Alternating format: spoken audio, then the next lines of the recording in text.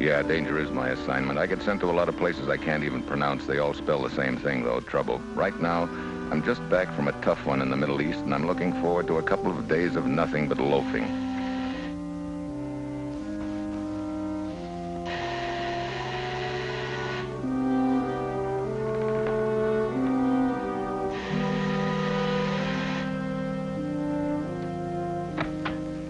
Hi, Steve. Ah, Mr. Bad News himself. Hi, Jim. Looks like you've been taking things kind of easy. Yeah, for all of 2 minutes. I suppose you and the commissioner are going to fix that up. Oh, no, the commissioner sent me over here to give you a hand, Steve. Oh, that was nice of him. A black one. You mean the Black Hand? The mafia? You hit it, pal. You know what that outfit stands for in Italy and Sicily? Terrorism, murder, violence. Yeah, you don't mean you and the commissioner want me to tackle an outfit like that? The commissioner doesn't expect you to stamp out the whole outfit, Steve. He's only interested in stamping out their most recent activity. What's that? They hired themselves out to terrorize the Italian voter. Keep the independent vote away from the polls. Oh, I see. They're doing a pretty thorough job of it, too. Right now, it's only on a local basis. But if it keeps up, national elections can ultimately be influenced, even controlled. Yeah, sounds pretty bad, but what's that got to do with us? Simply that this little enterprise has been financed from right here in the United States. Oh, yeah? Who's doing it? We don't know. But apparently Lorenzo does. Lorenzo? That's the pen name of an Italian political commentator and writer. Oh, yeah. I think I read an article about him. He's here in the United States now, isn't he? The past 2 weeks on what he calls a vacation. Apparently he remains anonymous behind the name of Lorenzo for reasons of personal safety. But we happen to know that he's working on this Black Hand affair. And he followed a lead here from Italy, trying to find the names of the men that are financing this operation. How's he doing? Well, we think he succeeded, but he won't tell us. Why not? Remember, he's made a career out of scooping everybody. Now, he leaves for Italy this afternoon. We think that he's going to wait until he gets there and make a headline out of this information. Yeah? Looks like he's asking for trouble. He is. There've been 2 attempts on his life already. Now, we can't force him to reveal this information, and he's welcome to his headlines if he lives to write them. That's where you come in, Steve. Oh. Bodyguard the guy all the way to Italy, huh? Sounds like a tall order. The fact that he doesn't want a bodyguard makes it even taller. You can't let him know that you're on the job. All right. What time does he shove off? His plane leaves at 3 o'clock this afternoon. He arrives at Le Havre tomorrow morning, takes the Rome Express to Italy. That's it, Steve. He's your baby. Good luck. Thanks. And Steve, take it easy, huh?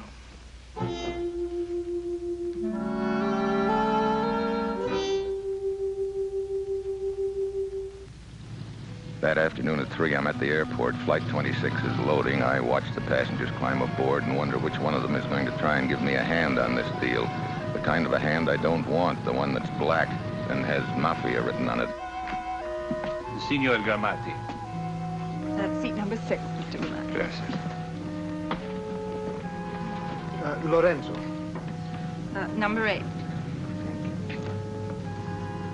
My name's Howard Matson. My friends all call me Tex. You can call me Tex too, honey bug, because I'd sure like to count you as one of my friends. All right, Mr. Matson, that's seat number 20 for you. Thank you. Mitchell. Steve Mitchell. Oh, yes, Mr. Mitchell, we've been expecting you. The party you inquired about is in the seat next to you. That's seat number 7. Dang it.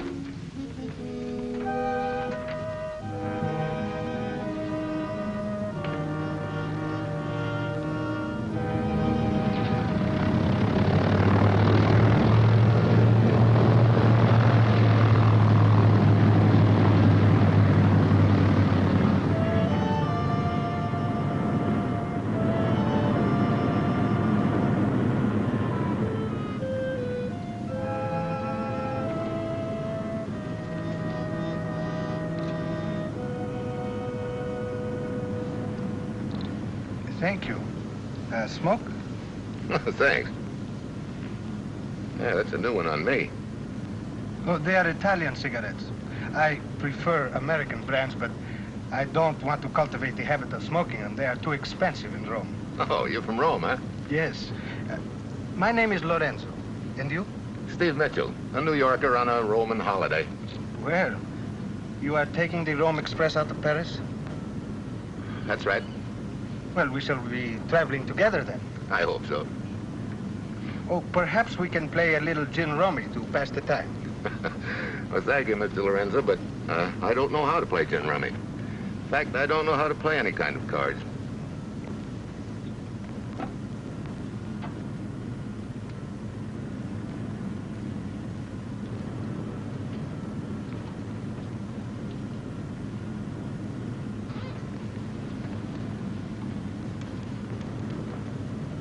You are kind, senor. Not at all. Would you mind telling me what that's going to be? A pair of socks. I once crippled an entire division. Mr. Gramati is in the lounge. Would you care to sit down? Well, I'll take a rain check. Oh, senor, if you wish to exchange seats, it will be all right. Thank you, Mr. Gramati. Oh, you know my name. Yes, the lady mentioned it. I am honored. Perhaps we can have a chat before we reach Paris, hmm? I hope so. Excuse me. Your pardon.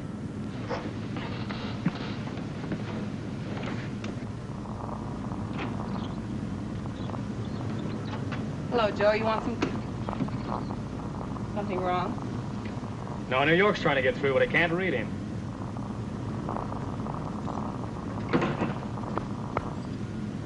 Yes, this is Flight 26, but I can't read you. Over.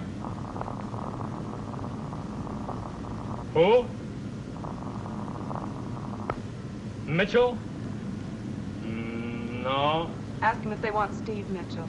Is his name Steve? Yeah, that's the one. I'll get him for you. Hang on, New York. We'll get him for you.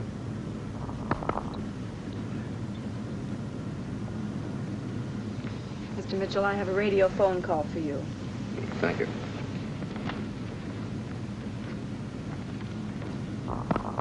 He'll be here in a minute.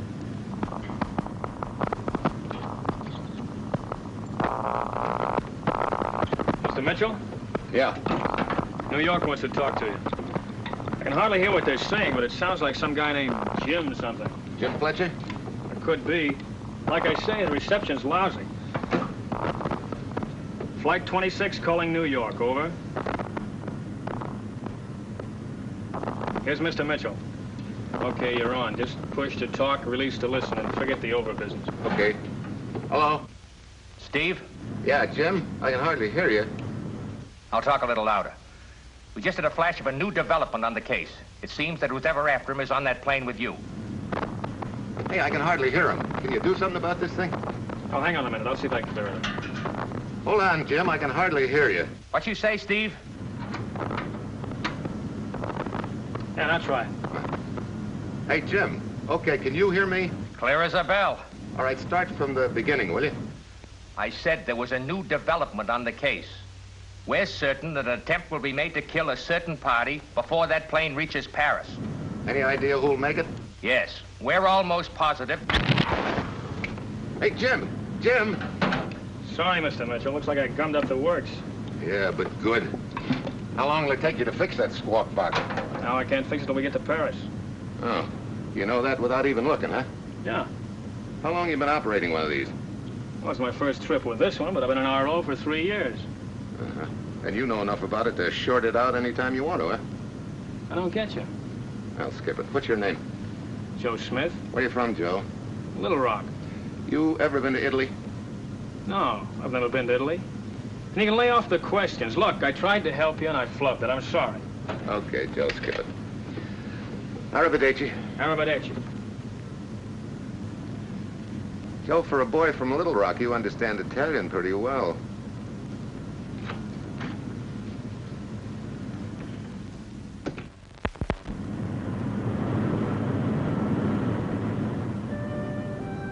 So far, I've gotten a lot of breaks, all bad. I'd have given a lot to hear the next word Jim was going to say. Now, practically everybody on the plane except Lorenzo could qualify as a suspect. could be Gramati. He's definitely Italian. Then there's his elderly neighbor, but that idea seems pretty far-fetched. Which leaves Joe Smith, who understands Italian and who cut me off intentionally, or otherwise, just when Jim was giving me the name of my boy. Matson, the touring Texan, there's nothing to implicate him except his Texas accent keeps slipping. So my suspect list is wide open.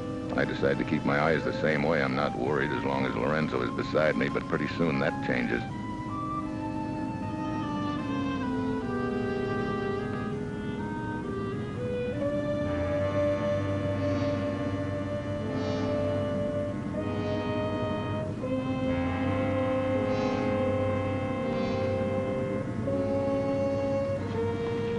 Hostess, May I help you, Mr. Lorenzo? I wish to enter the radio. Certainly.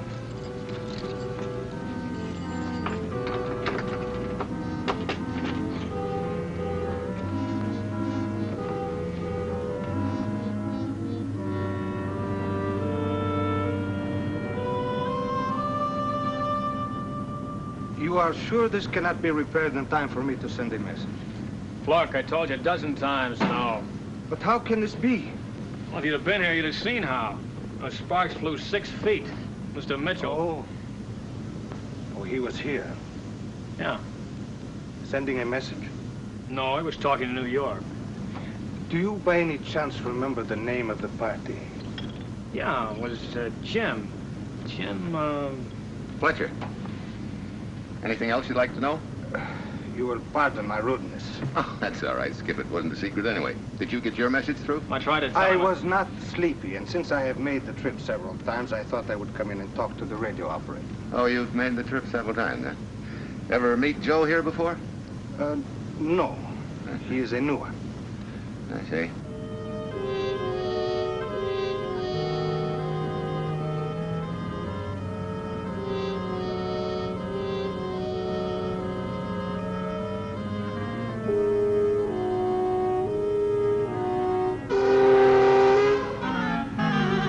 Well, if you want to talk and you're not sleepy, I'm not sleepy either. Come on.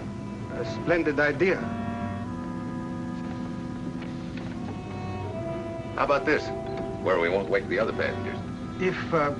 If you don't mind, let us return to our own seats. It is later than I thought, and quite suddenly I'm sleepy.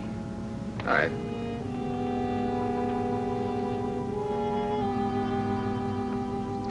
Coffee? No, thank you. I keep one eye open the rest of the night, but everything seems quiet. By morning, we're over France. Good morning. Good morning, senor. Did I miss breakfast? Yes. You were sleeping so soundly, I thought I'd not bother you. The stewardess said you can ring if you want some now. Oh, a cup of coffee would be nice.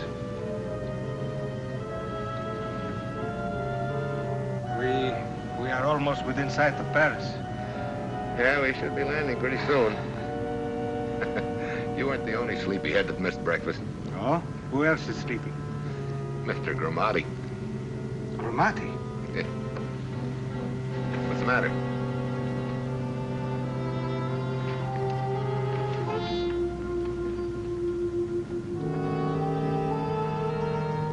Keep everybody away from this section. Where's his seatmate? She's in the lounge. All right, find another place for her. Anybody ask you anything, he died of a heart attack. Yes. One moment, Senor Mitchell. I will take charge here. I am trained in such matters. You are not. What could a newspaper man know about criminal investigation? Perhaps this may be of interest to you. Umberto Gramati. Italian... Gramati? Si, Gramati. That was the real Lorenzo. Lieutenant Gramati and I exchange credentials. When we land, no one is allowed off the plane until the French police arrive. They take names, addresses, and statements. At their request, the lieutenant and I remain.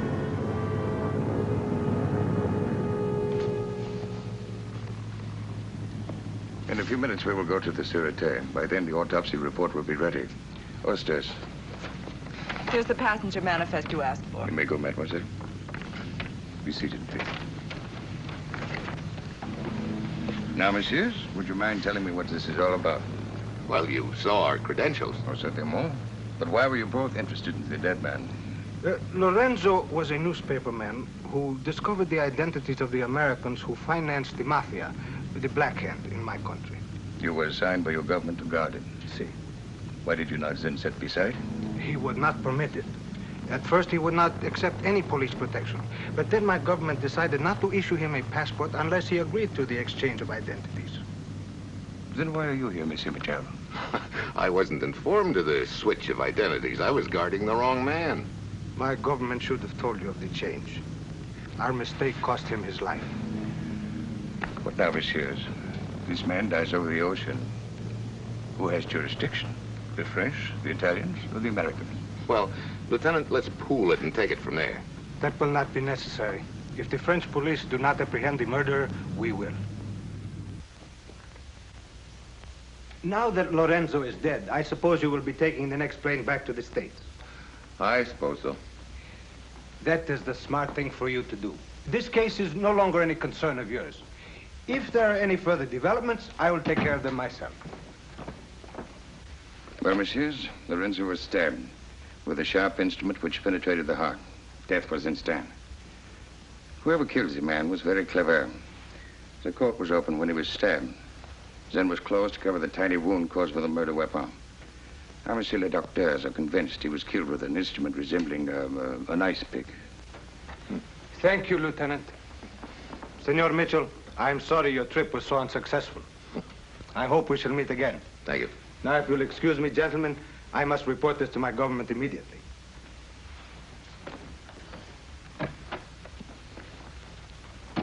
Lieutenant, you got any doubt about that guy? Pardonnez-moi, mais non, monsieur. I have no reason to doubt him. His shield carries the Italian crest.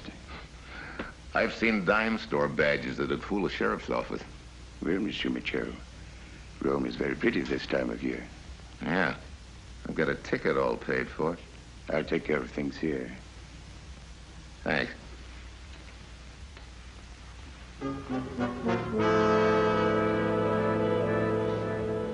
I head for the Paris depot and board the Rome Express. It pulls out around sunset.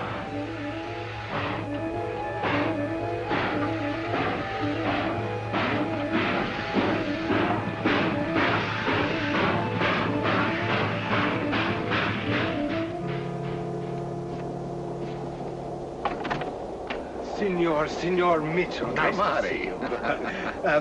I thought you would be on your way to New York. I am, a long way. You remember our friend from Texas, Mr. Matson? Indeed I do. How are Real you? nice to see you again, Mr. Mitchell. Look, you boys got something to talk about. I'll just, Not at all. Sit down. See, I'm rather curious as to, well, why you're going to Rome. I thought all you Texans were in the oil business. He is in the oil business, Mr. Mitchell. Yeah, I'm probably the only Texan that don't take oil out of Texas. I bring it in. Well, at least that's a switch. You bring oil into Texas. Yeah, olive oil. You see, I'm an importer. Well, now that everything's straightened out, I'd sure like to buy you boys a drink. There's a club car right on back of this one. Wow. Thank you.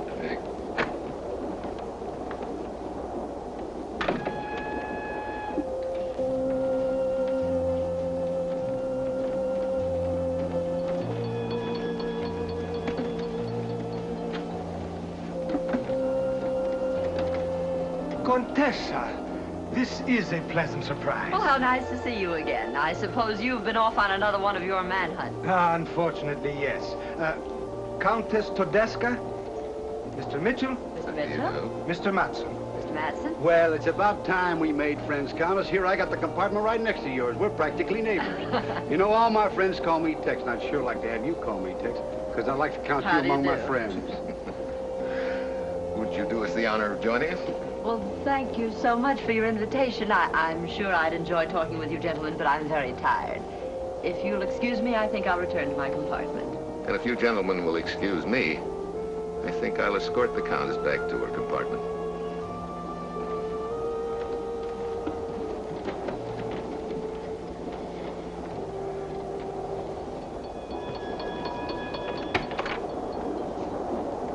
Thank you so much for your kindness, Mr. Mitchell. And now I'll excuse you. I'm sure your friends are waiting for your return. I'm going to let them wait. You know, it isn't every day that I get a chance to meet a real-life countess. May I sit down? Please do.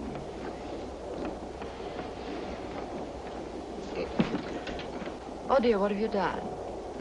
I seem to have stuck myself with something.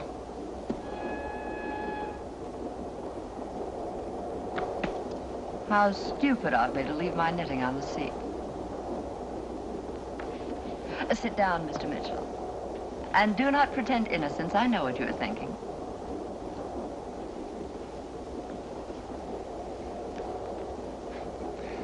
You mind if I smoke?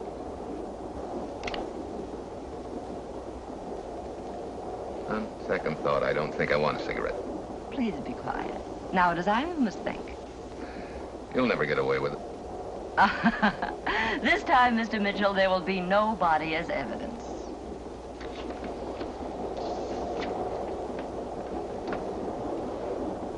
Well, doggone if I haven't left my wallet in my compartment. Oh, please don't bother. I will get these. No, you don't. I'll just step back in the next car and get mine. It'll only take a minute.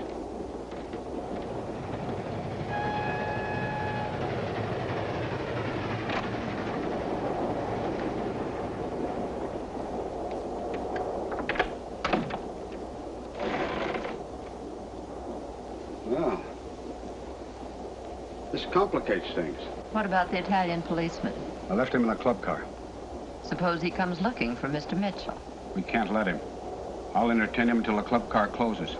Then after he retires, we'll get rid of Mitchell. Why not right now? No. He knows that Mitchell's here. Would you mind telling me how we'll pass the time until then? Sure. You'll sit as quiet as a mouse. Because if you move, this kid's a regular Annie Oakley. I'd settle for gin rummy. That's it. I'll tell him you're playing gin.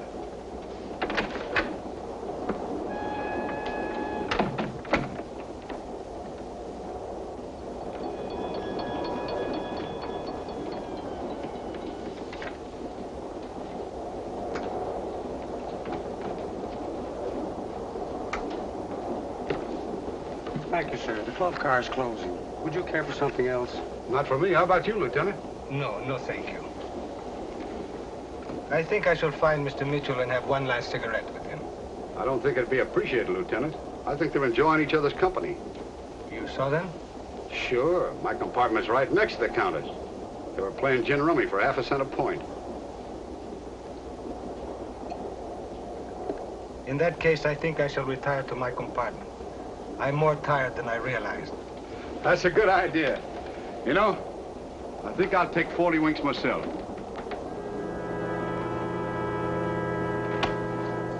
Well? Swallowed it, hook, line, and sinker. Now, as soon as the steward goes by, we'll know the club car's deserted. There's a back door to the club car? Yeah, right behind the steward's pantry.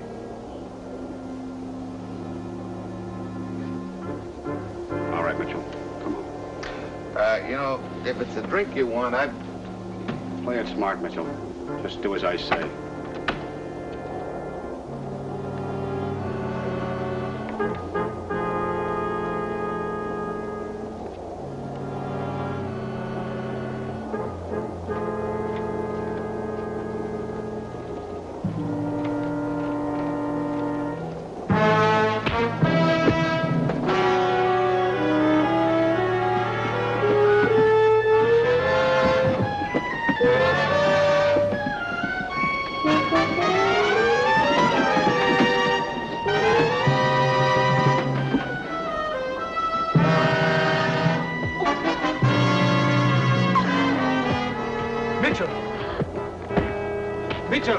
Enough.